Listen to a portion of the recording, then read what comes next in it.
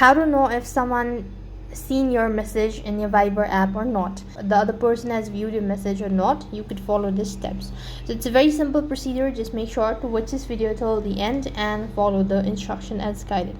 Now first thing, open up a Viber application, and when you open up a Viber application, then you could see this sort of piece. So here what you can do is, I'm gonna go ahead and send hi just for the thing. So when you actually set it, so you could see that there is a red tick, which means that the following user is not available in Viber.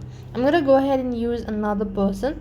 So when you actually see just a tick, when you actually just see a one tick, that means that the message has been delivered. Whereas when you see that you've actually seen two tick, that means the recipient has already received the message.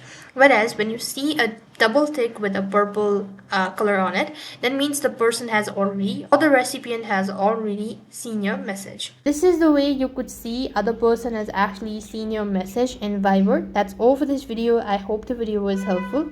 Make sure to like, share and subscribe to our channel. Thank you for watching. See you in the next video.